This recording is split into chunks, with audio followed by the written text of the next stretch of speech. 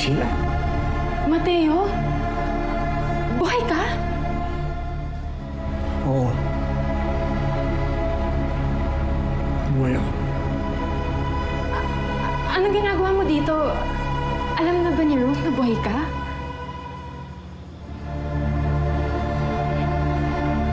Sa ako na ipapaliwanag, Priscilla. Nawawala si Ruth. Hinahanap namin siya. Hindi ba siya nag-text sa'yo? Tumawag man lang. Ha? Hindi eh. Kaya pala hindi siya nag-reply sa akin. Paano kayo napunta dito nung hinahanap niyo siya? Dito kasi nakarehistro yung sasakyan ng tumukot sa kanya.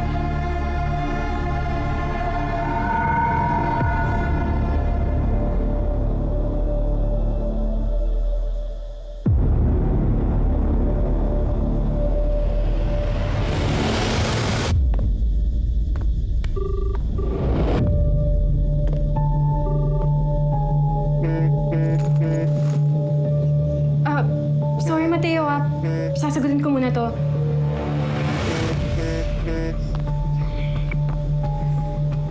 Hello? Wala kang sasabihin. Wala kang alam. Malinaw?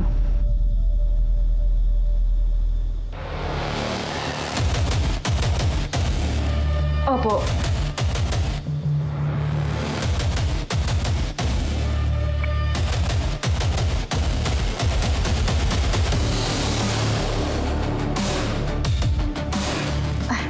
Pasensya ka na.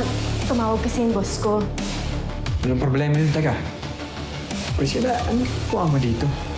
Dito ka naman nagtatrabaho, hindi ka na nagtuturo? Hindi. Umalis na ako dun.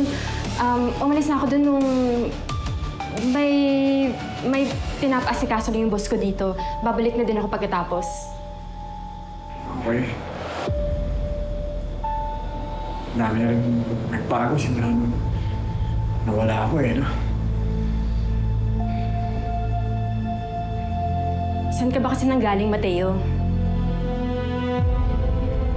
Iniwan mo yung mag-ina mo ng mga panahong kailangan ka nila.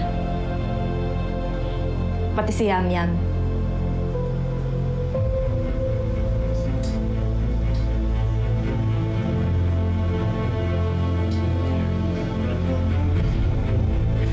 Iyo. Habang buhay ko, sisisiyan yung nangyari kila. Kaya nga at least, kay Ruth man lang, ay tama ko yung pagkakamali ko.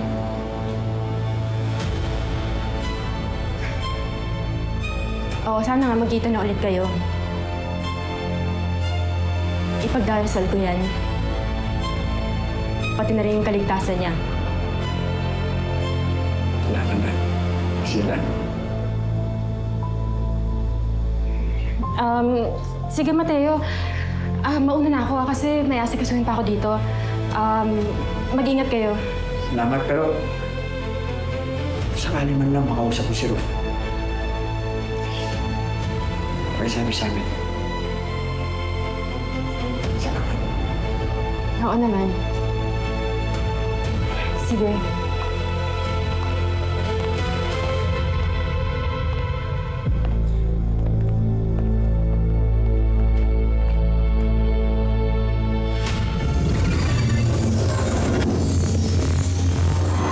Hello mga kapatid, this is JM De Guzman of My Best Friend Eman. Tuloy-tuloy na natin to best friend. Next video na agad at huwag kalimutan na mag-subscribe sa TV5 YouTube channel.